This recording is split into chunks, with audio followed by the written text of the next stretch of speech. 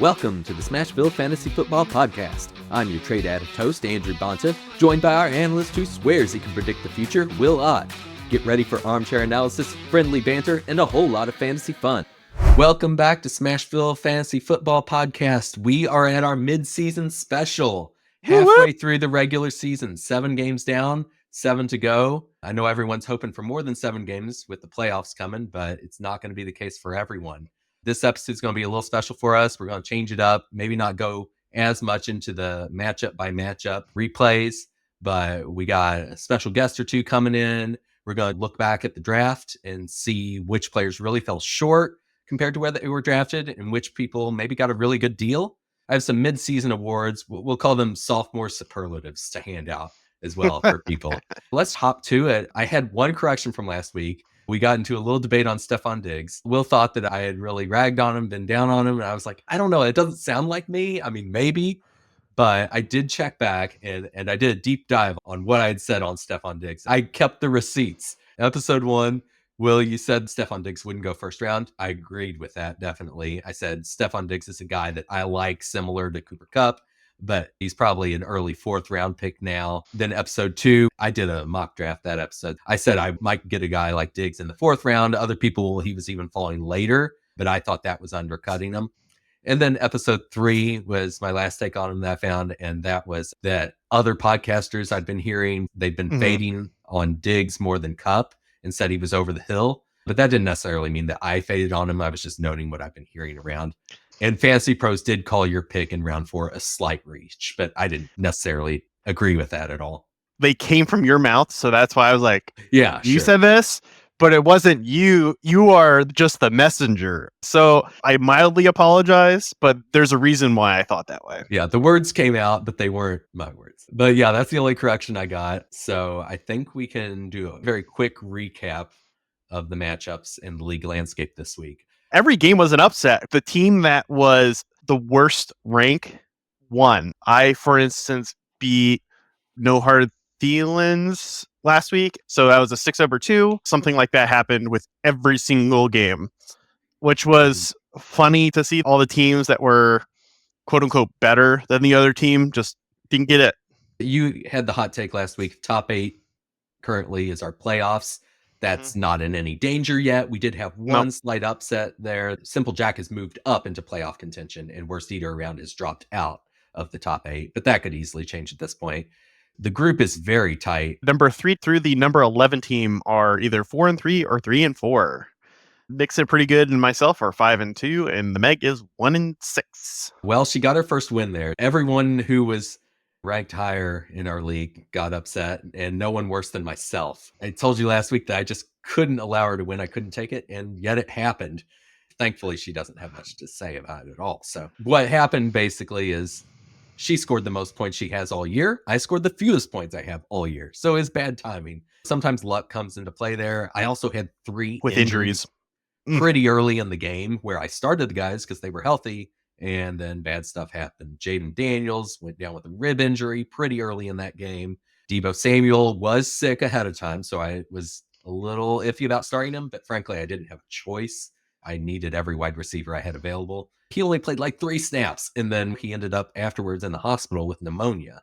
That was a bad beat for me as well. And then perhaps the biggest blow was the trade I had just completed with Crunchy Leaves, getting Brandon Ayuk.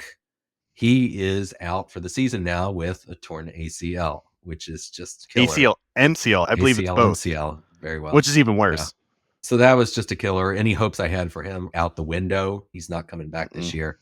So basically, I gave up DeAndre Swift and my kicker for Brandon Aubrey. So Aubrey's going to ball out for me now. At least I got his kicker out of it. That's the only saving grace. So that was the difference. My total points weren't great, but they were just under 90, so it's not the most abysmal game in the world. I don't feel like I had any big blunders. I just had bad luck. Aren't you wearing a luck jersey right now? I am wearing a luck jersey. So it's just pretty bad luck. I tried to make a pun, okay? Dad joke a little bit. All right. So I guess you want to do a quick readout of the standings currently. Mix are pretty good, and myself, Chase Me If You Can, are 5-2 in that order. And then in order, sitting at 4-3 is going to be 3rd through 6. no hard Thielens, no fading on Jayden, which is Andrew. Wu-Tang Financial and Crunchy Leaves. 7 through 11, as I was talking about, are 3 and 4, which would be Mitchy Mitch, Simple Jack, Under the Radar, Worst Eater Around, and Mint Berry Crunch. And then the Meg coming in 12th right now at 1 and 6. There's hope. There's the smallest glimmer of hope for her. We have an 18 playoff. She's only 2 games back. 7 chance. But She's there is only 2 games back. I think maybe a little bit later we'll talk about what we might be able to do to increase her odds just a little bit. It's going to be a Hail Mary anyway, but maybe. This would be a good chance to see how we all got here, because even to this point, the biggest contributor to your team is the draft. It's the one biggest thing. If you drafted well, you're probably doing pretty well. If you drafted guys high that haven't produced and are producing way below their ADP, you're in a rough spot. Will, I know you looked through the draft and how average points have compared to the draft positions, and we have some sleepers to highlight as well as some draft busts that have happened this year. And I think that excludes injuries, right? Because you can't predict things like the ACL tears and stuff. I wouldn't count that against anyone. So if they tore their ACL second game into the season or something like that, that doesn't count. Or if they've only played one game, for instance, Russell Wilson, he's only played one game. He is not included in this list. Keep that in mind. So if you don't hear your player like, hey, they've averaged so many points per game, it's probably because they've only played one game or maybe 2. Yeah. I mean, it's hard to separate injuries entirely because some guys, they were injured for a game or 2 and that's affected stuff. But I'm not going to blame anyone for drafting Christian McCaffrey. Exactly. Christian McCaffrey isn't on this bust list at all. No. It was surprising that he's been out this long. We didn't even really know that he was going to be out at all during the draft.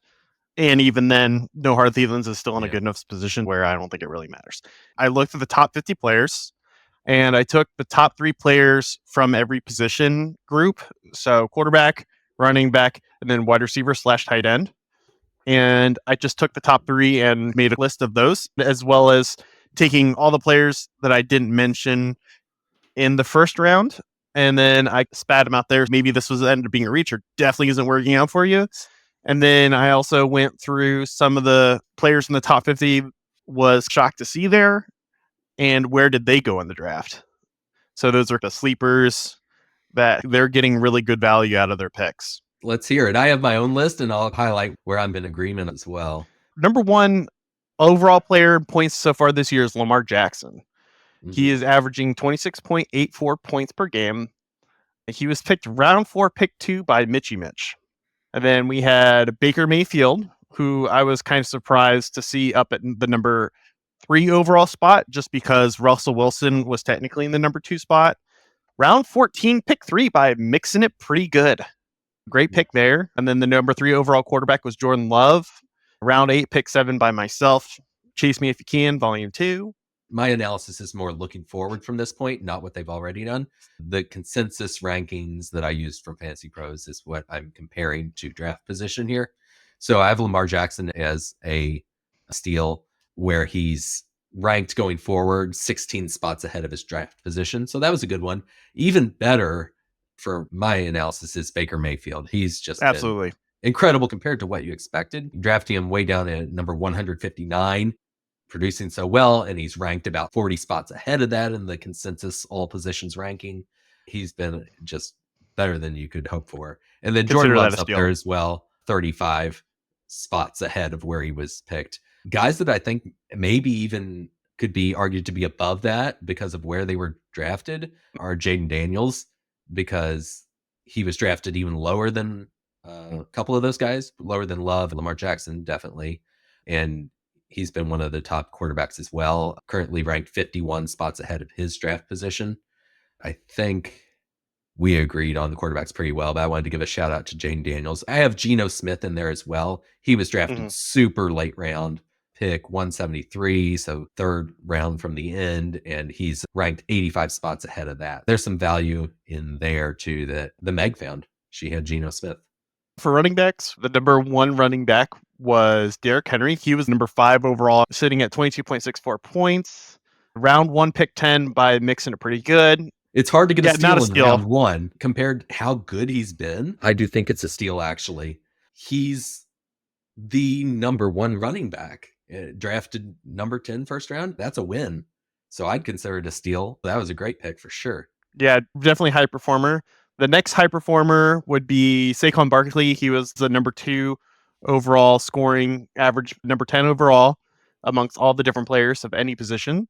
Round 2 pick 2 by Mitch. Yeah, that was a big steal in my book too. Then mixing it pretty good, obviously picks up Joe Mixon. So right after Saquon Barkley, you got Mixon in round 3, pick 10. That was probably going to be the biggest differential of those 3. Of those 3, yeah, I have Joe Mixon projected to produce 21 spots above his draft position. Derrick Henry was 8 spots above, but you can't really expect more than that given it's round 1. Saquon Barkley, 13 spots ahead. Which is great. We'll go on to wide receivers. For wide receivers, A.J. Brown was picked by Mintberry Crunch, averaging 19.13 points per game. That's number 1 amongst the wide receivers. Number 16 overall, round 1, pick 9, pretty good. Jamar Chase is number 2, picked by myself, 15.87 points. So there's a big discrepancy in terms of number 1 versus number 2 wide receiver. Number 29 overall amongst all players in points, average per game, round 1, pick 6. And then No Hard Thielens picked Nico Collins, who's currently on IR, but had a very good season up to that point with 15.74 points, round 2, pick 12. Overperformers. Some players to note: Alvin Kamara, picked up by No Hard Thielens, round 4, pick 12, averaging 15.87 points, around 5 points behind Saquon Barkley, who was round 2, pick 2. So doing a great job of keeping up for value pick. Alvin Kamara is definitely an honorable mention on that list for me as well. Worst eater round had David Montgomery, who was round 5, pick 12, averaging 14.42 points. Simple Jack had Ryan Robinson Jr. I was just searching his name, actually. Yeah, Yep. so round 8, pick 6. This is a pretty late pick for running back 1 and averaging 13.9 points. That is nothing to complain about. I also had Kenneth Walker in there, my own guy, because he has been injured a bit, so you got to exclude those injury games. But he's ranked going forward 17 spots ahead of his pick number 26, beginning of the 3rd round there. And then later in the draft, I had Rico Dowdle in there, who you had for a while.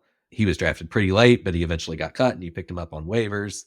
And then Chuba Hubbard traded him away. Killing it for me. Chuba Hubbard, I got pick 143, and just because Jonathan Brooks hasn't seen the field yet, Hubbard's been a great value pick for me.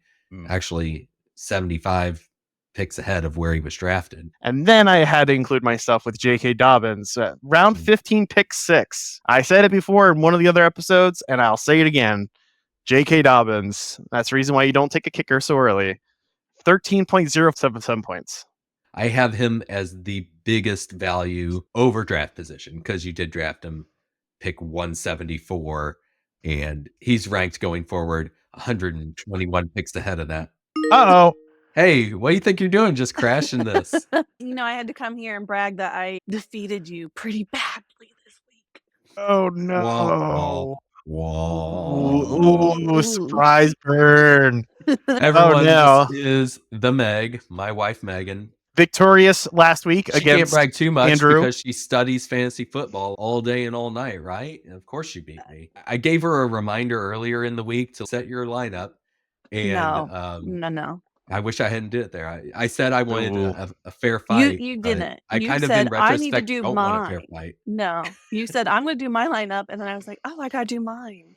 Yeah. Well. Yeah. Okay, you're sitting at 1-6. So what's the limit scoreboard for you here? Oh, by the way, you still need to do the dishes because I kicked your butt.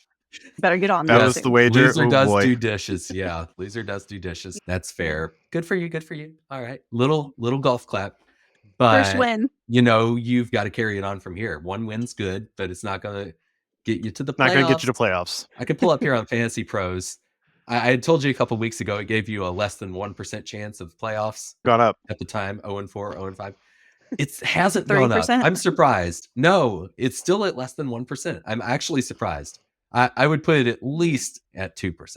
Well, this past game was the game to beat. So if I don't hey, playoffs, it's kind of like Purdue IU. Like if you can win the Purdue IU game, that's a winning season.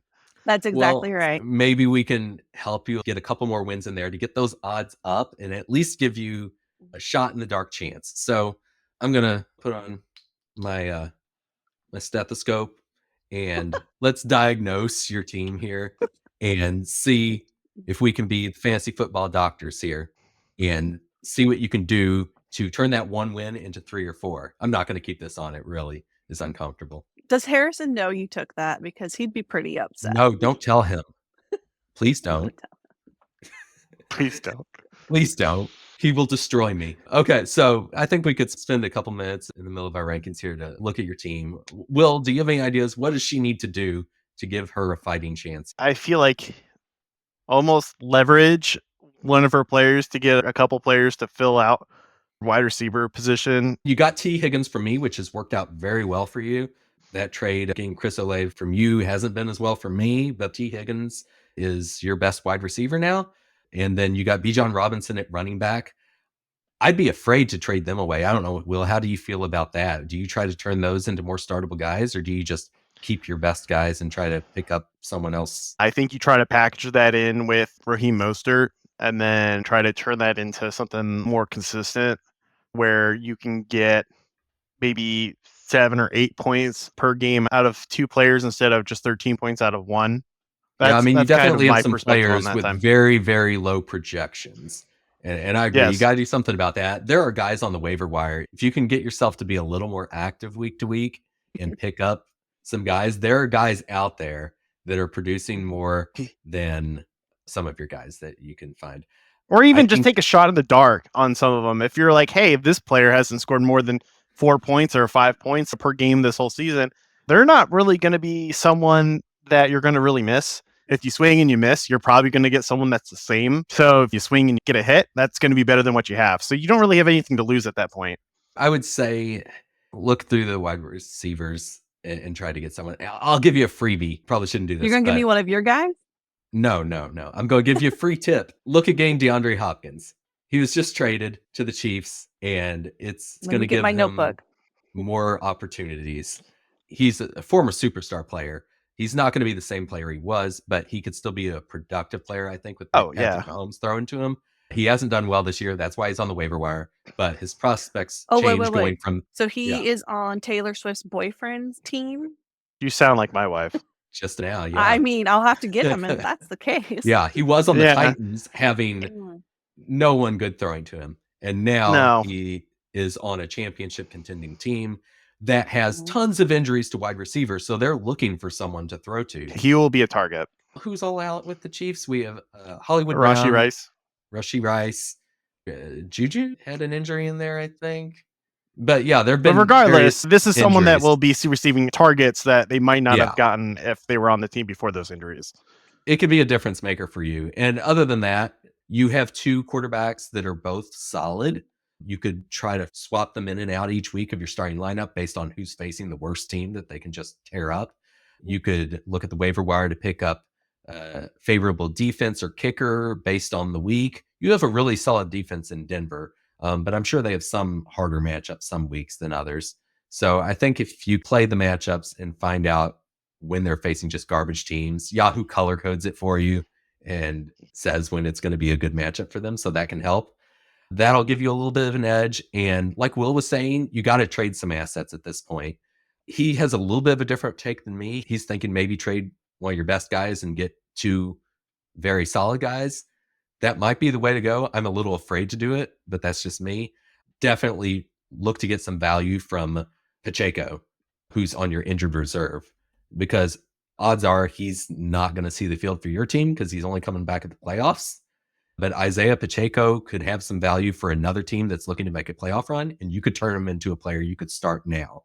You're in win now mode, so do not look for guys that are going to get you a win in 5 weeks. Trade for guys that'll get you a win now. I think you could make a deal giving Pacheco to someone for a wide receiver or even a different running back. Barry Crunch could be a potential trade partner for you. He only has Mahomes as his quarterback, who's really been underperforming. You have 2 solid quarterbacks that I think have been performing better. Maybe you give him a quarterback and Pacheco if he looks to push for a playoff run, and maybe you get a better running back now out of it. Maybe under the radar, you could make a trade with for similar reasons. He's a little short on running back, so you'd probably have to look for a wide receiver from him. That's my thoughts, to maybe sneak another couple wins in there, and then who knows what happens. Maybe you'll get lucky again like you did against me this week. I was going to say, maybe I just leave it all the same. I did pretty well last game. Compared to this week? How's it been working out? I'm on a lucky streak right now. I shouldn't touch it. A streak? Can we define a streak?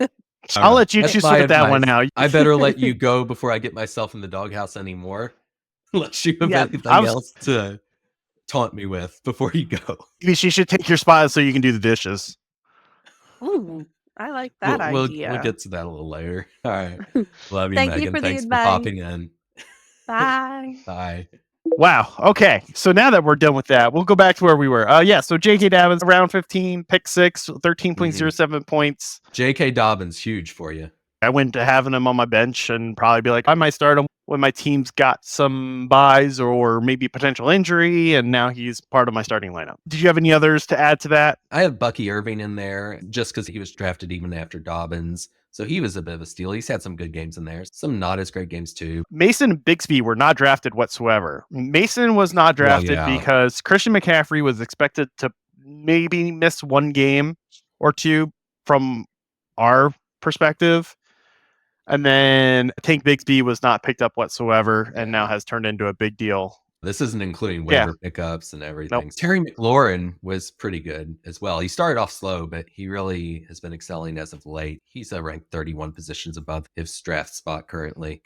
Let's see, who did we talk about? Brian Thomas Jr. or Brian Robinson Jr.? I was talking about Brian Robinson Jr., Washington Commanders. And I also had Brian Thomas Jr., wide receiver. Oh, a pretty good value. They were both picked one after the other, and they're both approximately 50 spots ranked ahead of that going forward. So those were good ones too. My Jamison Williams has been very streaky, and now he's suspended for 2 games. But considering how late I got him, I still think it was a bit of a steal. I just need him to keep producing. Speaking of suspended, I heard some interesting news today. Oh, yeah, Baker Mayfield might have a 1-game suspension. Really? What for? For tobacco products in game. Yeah, he had some chew in his mouth on the sidelines, and that's prohibited from being in the game or on the sidelines. What is this? And I guess baseball? I don't know, but that has been a thing. I read that today. I don't know if that's true. I don't know any of those facts, but it is something I read on the internet, and that was surprising to me. So it's on the I just wanted to. I must be true. Just call me a boomer. I haven't heard it yet. I don't see anything on the notes, but that doesn't mean it's not in the news coming up. Yeah. It doesn't mean they have to suspend him. It just means that the appropriate punishment would be a suspension for 1 game. Some of the maybe reaches in the hindsight 2020 category would be under the radar with Breece Hall. He's been averaging 12.79 points, which isn't bad, but that's not something you'd want from your first round pick. Expect something a bit better. Meg had her first pick, I believe. Bijan Robinson. Bijan Robinson at 13.2. Again, not bad, but at the same time, it's not. Generally, I have him a couple spots down from draft. And this is just also, it's just also me running through the rest of the first round draft picks we hadn't mentioned yet. Yeah. I forgot. It wasn't necessarily underperformers, but rather this is what the rest of the first round has done. So I should correct this part of the segment. No Fade on Jayden had picked up CeeDee Lamb with 11.07 points so far this season. It's been okay for a first round draft pick. Crunchy Leaves, on the other hand, Tyreek Hill with 7.09 points so far per game. This has got to be someone you've noted. He's not on Crunchy Leaves anymore. No, because his outlook going forward. Drafted by Crunchy Leaves. I should say drafted by Crunchy Leaves. Yeah, he's looking to get back to top form here, so I'm happy with that. But to this point, he's got to be a disappointment. And it's not even because of his own injury. It's because of a different person's injury. Yeah. Quarterbacks, and he can't make anything happen with any of them. And then you had St. Brown by Wu-Tang Financial with 11.4 points. Been okay, nothing crazy. Worst eater around, Garrett Wilson with 9.21 points. I have him on one of my other fantasy football team. I am really sad. Yeah, I know. Big bust and not looking great going forward to me because Devontae Adams is going to soak up your targets. It's already starting. Adams didn't have a big game yet, but Aaron Rodgers has been terrible. Yeah. I don't like him going forward anymore. I was looking at him as a potential buy low candidate. Not anymore. Bust of a pick for me. Those were just the other first round picks. Those were not necessarily underperformers. Just this is how they're stacking up compared to some of the other top performers that we've already seen talked about in each category. I'll just throw in a few that I thought were a bit of busts going here. Marvin Harrison Jr. There was an injury for a game in there. And how has streaky. he been doing? Has he actually been performing at all? Because he was going really high on a lot of people's drafts. He's been really performing high. Okay, but not like mid-round first round okay, or not first round okay. People got too excited about him. People got too excited. His game 2 was just amazing, and it was like, oh wow, that is going to be a great pick. But he didn't reproduce in other games really, so that was a bit of a bust for me. He's ranked going forward 39 spots below his draft position in our league of number 18. So that's a little bit of a bust. And then Travis Etienne, huge bust. Fortunately for you, Will, you have Tank Bigsby, as we've talked about. Etienne, drafted right after Marvin Harrison Jr., projected 91st ranked player going forward, a discrepancy of 72 places. So that was a big bust. There were some moderate busts after that. My own Deebo Samuel's been a little bit disappointing. Chris Olave, little disappointing.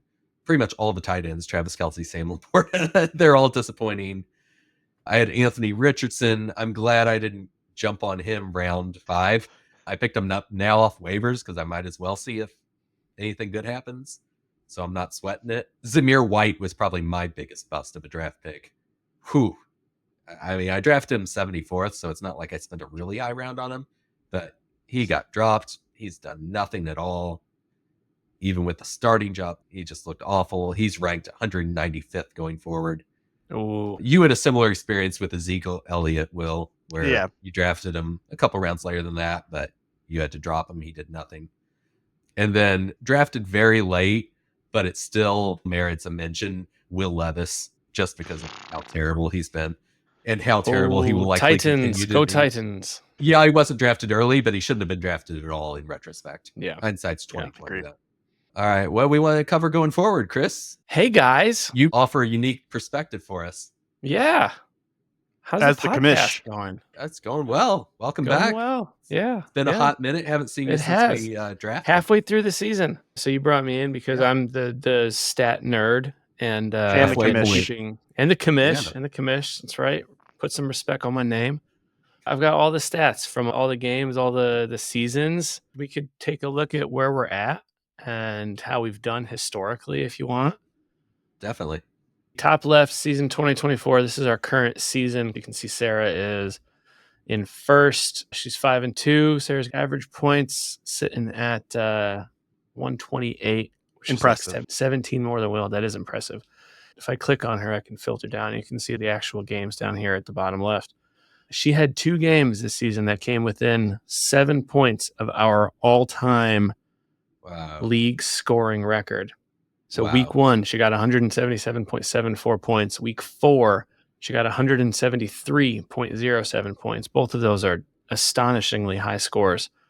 We've only had 5 players in the history of the league that have scored above 170 points in a game. There's only been 5 players to do it. She's got 2 of those games this season, which is pretty incredible.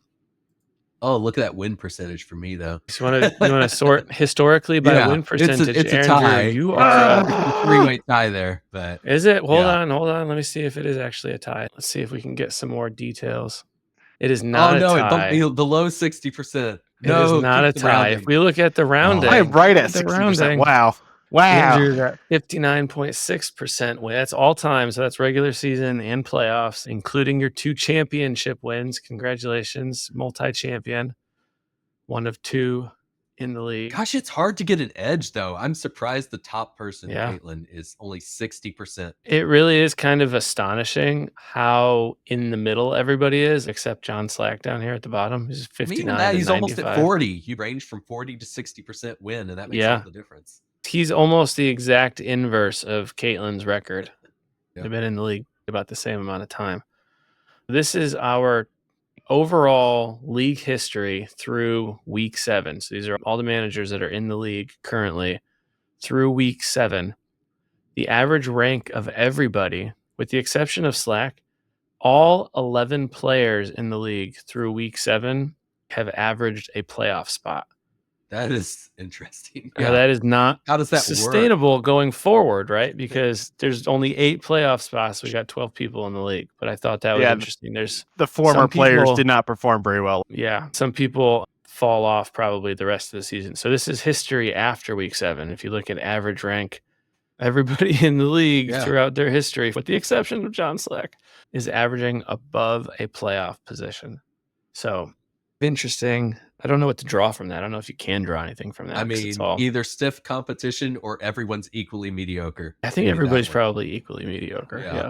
I think it's also saying that the owners that are no longer part of the fantasy football league were not as involved, maybe is the best way to put it.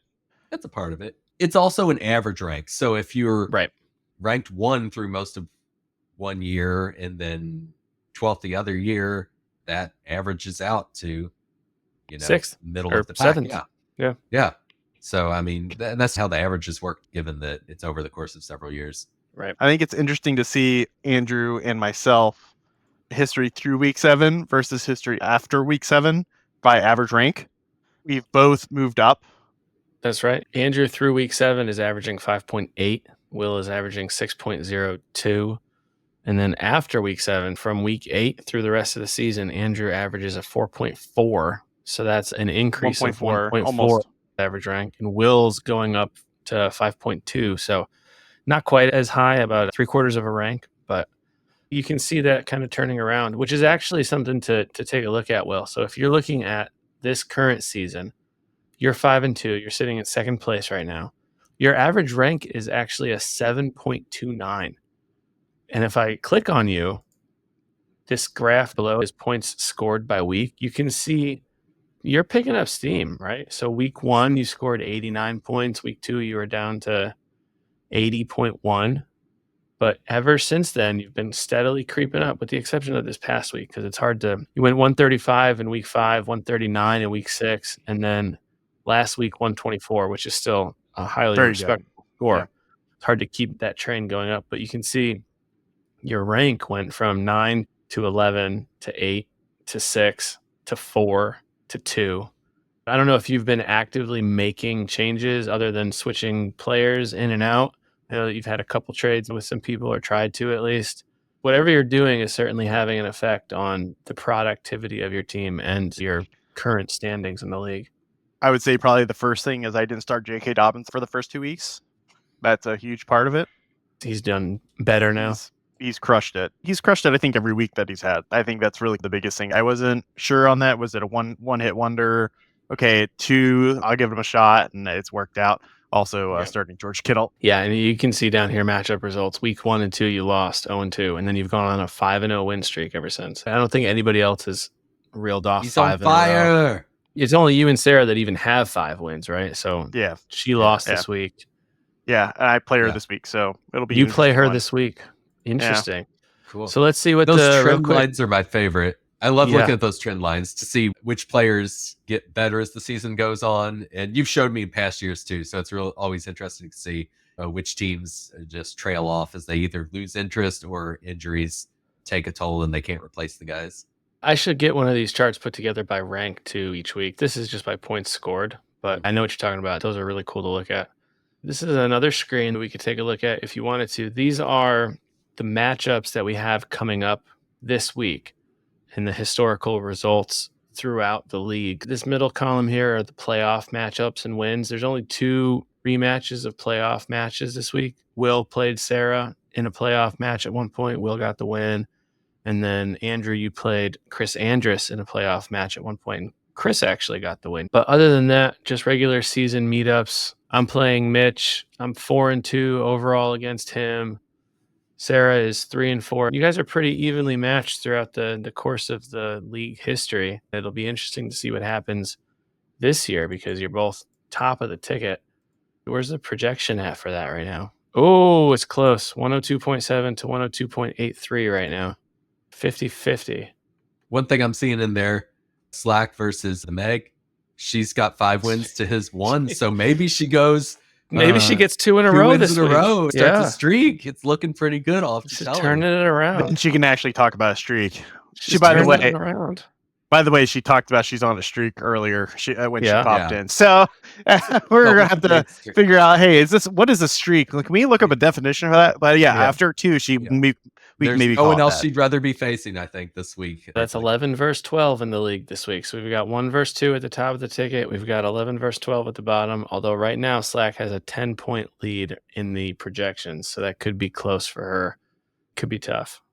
It's always fun when you get rematches of championship teams, championship matchups. We don't have any of those this week. Given the number of years that we've done this, I'm surprised there haven't been more matchups.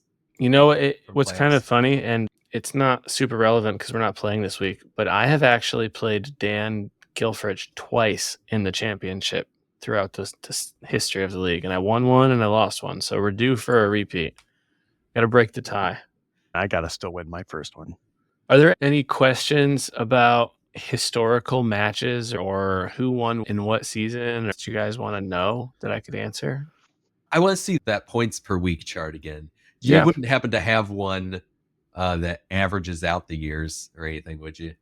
Okay. No, I haven't quite got that put together yet. Can you bring up mine again? I saw it for a minute, and it was just you're up and down. Place. I'm so up and down. So you are. I mean, you're kind still of down, up, down, up, down. I'm hopefully going to have a good week this week, given that. For the most part, my guys are streaky and they're getting injured and then healthy. I got potential, but I just can't put together a real streak of strong games. I feel like this year's been really tough all around to try and find consistency in the players. I have players all over my team that are 15 points one week and 2 points the next. Does anyone else have a really strong trend line up or down? Will's question. Was good. Caitlin's trending down. Negative this year. Yeah. Sarah's kind of bumping she started up in so the middle. Strong that yeah. Dan's kind of up and down. I'm up and down, although trending down. Mitch is starting to tick up a little bit. down. That's going to be hard down. to continue though, because he was 160 last week. Yeah, could be a one-off. Because that y-axis is not the same for every single graph. No, it's adjusting. Yeah. Chris is trending down a little bit. Mike's probably sitting level if you averaged it out. Yeah. For the most part, everybody's kind of just hanging out in the same average range each week, it looks like. In terms of their average, yeah. Yeah, right, yeah. Yeah, I mean, if you Megan, she's getting better, but it was a low bar to start the season. Right.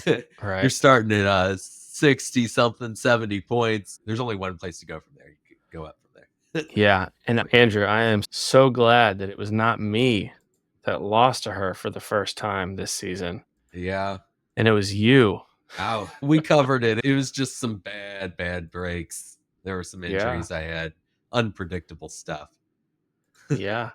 I barely eked it out. It was a close one. I was nervous about it, but her team drastically underperformed at the last minute, and it was wonderful. That is the league history through week 7. Thanks for coming on to share it. Absolutely. Anytime.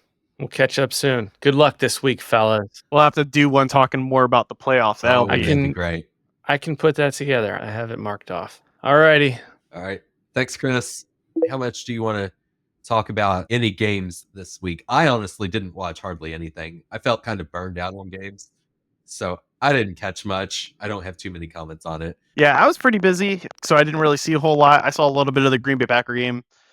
I just did a little bit of catch up through plays. The one thing I did want to do a quick little heads up on is I did end up having a trade with Worst Eater Round, where I traded away Tank Dell, Rico Dowdle, Derek Carr, Nick Chubb, who played this last week and is probably going to start next week, for Tyron Tracy Jr., hoping that he comes around, getting the starting job for New York. Sam Darnold now replaces Derek Carr as my backup. He's had a much better year so far than Derek Carr, both backups, so it's not the end of the world. And then I'd get Puka Nacua, who is still currently on IR, and from what I have heard has not necessarily found a time to come back. Allegedly questionable for week 8. It sounds like most likely week 9, especially with it being a Thursday night game. I'm not getting hurt too bad on that, where I'm going to be missing a key wideout for too long.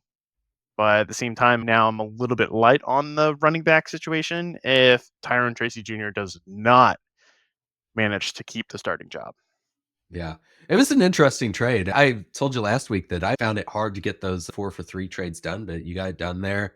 I feel like it was a fair trade. I was having trouble deciding which side I like more. But at the end of the day, you got who should be the most skilled position in it in Puka Nacua. I guess I'd give you the win on that. It's good to get the top guy in a trade package. Yeah, just now I'm concerned whether J.K. Dobbins and Tank Digsby will be healthy enough or stay productive, because I don't really have someone to fall back on, because Travis Etienne is the handcuff to Tank Bigsby, and most likely they're going to be like, we've given it to Tank Bigsby, he's not working out anymore, and we're going to switch, and I'm not going to be able to pick that up in real time. So I kind of have to hope for the best. Yeah. I don't know if I'd do it over again. At this stage, maybe a little bit of buyer's or trader's remorse, but I'm also not hating my decision.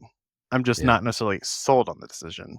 I've got a huge potential to keep that upward momentum going, as Chris was showing us. Yeah. Chris surprised me with a trade offer that I wasn't expecting. I'd completed that trade the previous week with him, and it was disastrous for me because of injury. And then out of nowhere, he offers me the guy who I had really wanted instead in Tyreek Hill. That's who I had originally wanted to trade for. I think he was just over Hill, tired of waiting for him to produce. So he asked for Amari Cooper, 1-for-1, and I took it. I'm high on Amari Cooper given the trade, but not as high as I am on Tyreek Hill with Tua a coming back. starter QB. Yeah.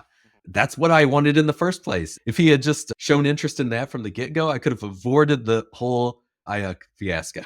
Hopefully I get one win out of there in my 2 trades. So your hot take that I'll complete 5 trades as a season is looking pretty good, because I unexpectedly got a 4th trade in this week. And by the way, since I mentioned hot take, my hot take that I said was a spicy one did not come to pass. I said there'd be no undefeated teams in the NFL this week.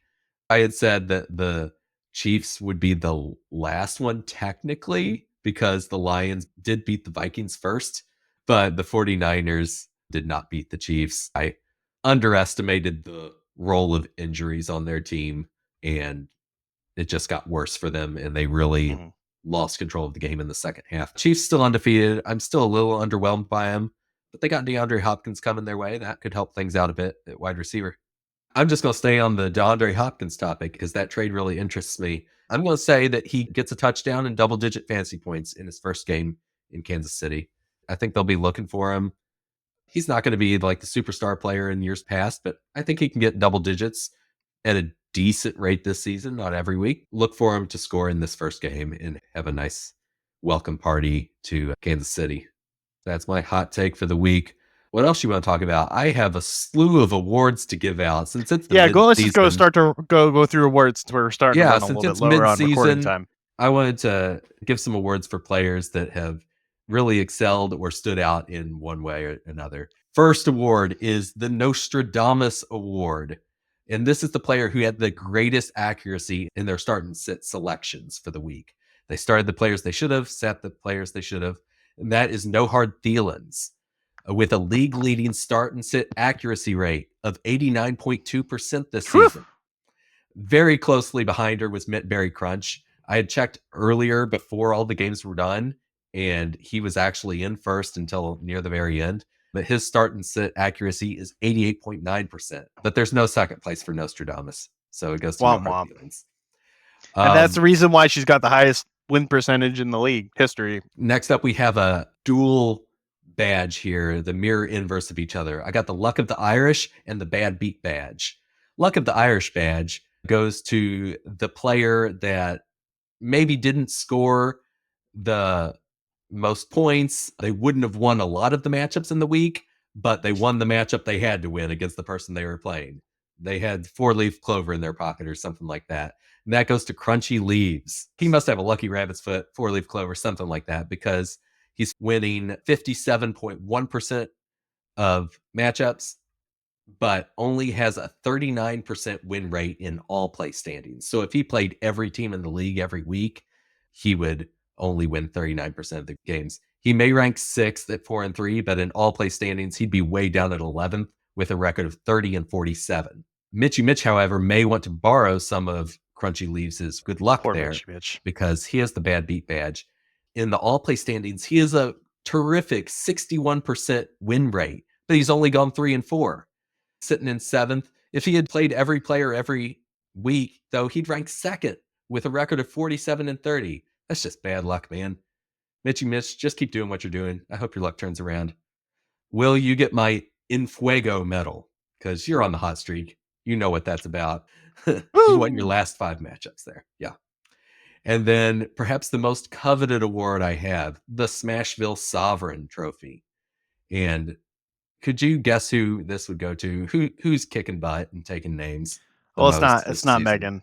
No, but it's mixing it's it Sarah. pretty good. It's mixing it pretty good. She's setting the pace for the rest of the league. An impressive 898 points. She led the league in week 1 with 178 points, highest score this season, and dominated Mitberry Crunch with a win by 92.2 points that same week.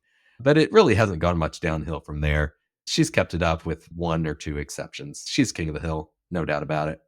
So that is your midseason awards, everyone. Print it out, put it on your wall, shove it in everyone's face for the rest of the year. Give yourself a cookie. Other than that, I will just briefly mention my weekly waiver wire wizards and bench blunders. For the waiver wire, Mitberry Crunch picked up Rashad Bateman. He had a really good game, 121 yards and a touchdown, 22.1 fantasy points. So if you hadn't got him early enough, he'd probably get taken this week. The only thing that would have been better is if they had added him earlier in the week instead of playing Marvin Mims Jr. Thursday night. So you would have had to be a little more proactive there. I actually have him on the other side as a bench blunder, putting Marvin Mims in there instead of picking up a new guy to sub, because Marvin Mims doesn't deserve to be anywhere near your fantasy roster at this point. But, I can't quite give the blunder award to him, given that Rashad Bateman wasn't technically on his team yet. I just would have liked to see him pick him up earlier. Even better going forward, though, I'm going to give the waiver wire wizard this week to No Hard Thielens for picking up Romeo Dobbs. Had a solid 9.4 fantasy points, but better than that, had 8 catches, 10 targets, 94 yards. If that keeps up, you got to love those numbers going forward. That gives me hope that Dobbs is not going to be super streaky going forward, getting like 100 yards off of 2 receptions or something like that. Mm-hmm. So my waiver wire wizard is No Hard Thielens. As for the other bench blunders, other than a little bit Mitberry Crunch, we had Crunchy Leaves choosing Braylon Allen over Rachaad White. I get being iffy about Rachaad White. Tampa Bay, you have a 3 running back committee. I get being uncertain. So it's not so much what I think Rachaad White would do on a week-by-week basis. Had 10 carries, 23 fantasy points. But what did you see in Braylon Allen earlier this year to give you confidence in starting him?